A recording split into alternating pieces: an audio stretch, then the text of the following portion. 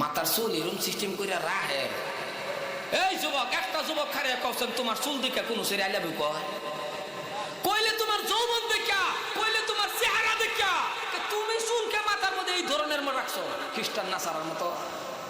হ্যাঁ, এটা চুল কুত্তা দেখে ওটা বুঝছো? বিশ্বাস করুন, কুত্তা ফকিরি মা তাকে আর বিরা বলছে।